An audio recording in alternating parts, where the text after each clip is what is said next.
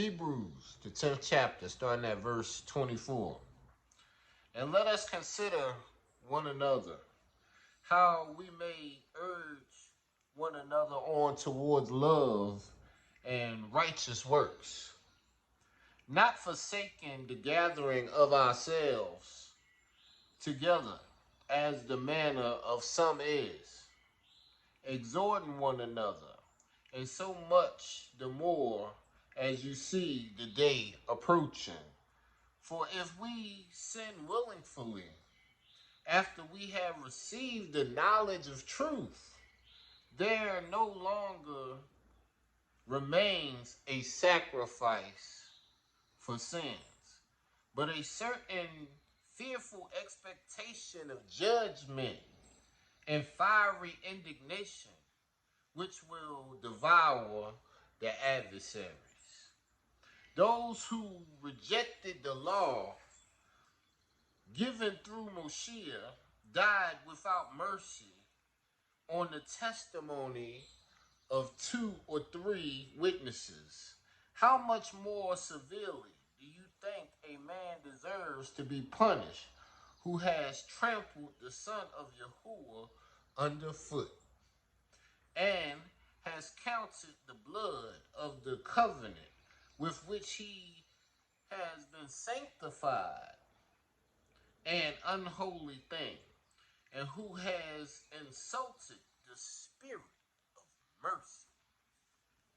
For we know him who has said, vengeance is mine, I will repay, says Yahuwah. And again, Yahuwah will judge his people.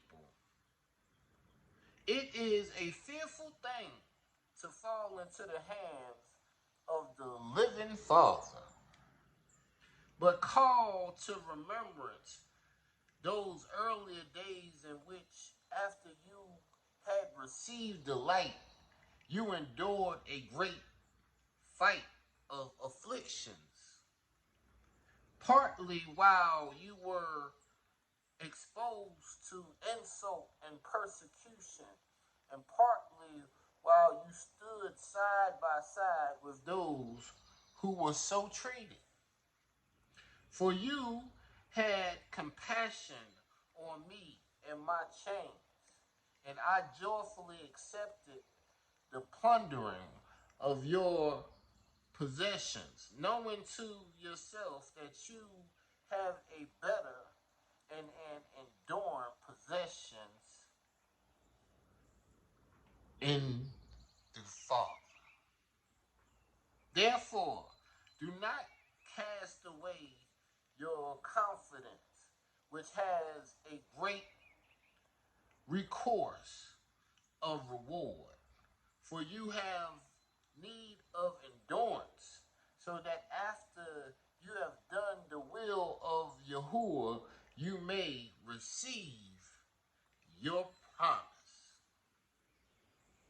For yet a little while, and he who is coming will come and will not delay.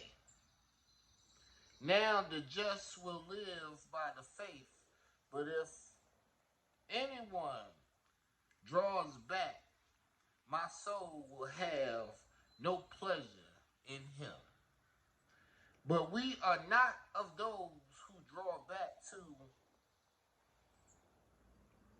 persecution, but of those who believe in the saving of the soul. Believing that you can endure, believing that the Creator has already given you a way out, having the mental brilliance to know that following after the Creator's ways is resilience.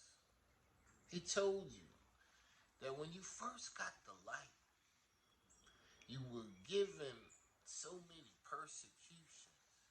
People would insult you. At that time, you stood beside those who also received the light, and they too witnessed and endured the same persecution that you went through. And And he told you to hold fast. Keep your endurance. Keep on going. Keep on knowing that the Creator's love is growing within you like a seed. That's why he told you all you needed was the faith the size of a mustard seed, because indeed that seed could grow to the size of trees where birds could actually nest on its branches. I encourage you to go through whatever you have to get to the point of knowing that whatever you go through, if the Creator is with you and he loves you, you can bounce back. You can bounce back whole and intact. And the more resilient you are, the quicker you bounce back. The quicker you recoil. The quicker you realize that you royal and your joy never gets stolen. I don't care what possessions you hold that got repossessed and taken away. He can give you more on this day. The Creator wants us to be understanding of his ways. And he has three things that he gives us. He gives us knowledge. Knowledge is the information that we obtain so we know how to go about doing things because we know the information. We have understanding. And understanding is the comprehension of the things that we know, being able to take the information and be able to recognize how that information is to be applied. Wisdom is the actual application. So he gives you the three.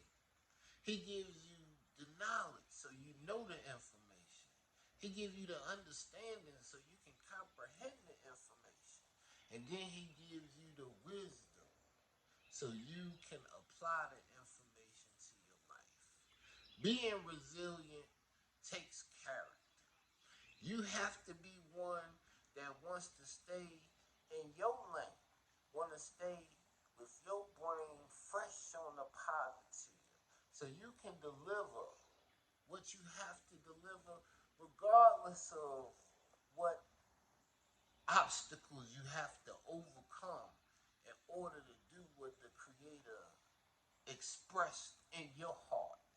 You gotta start. Just knowing the information, just having the knowledge is nothing.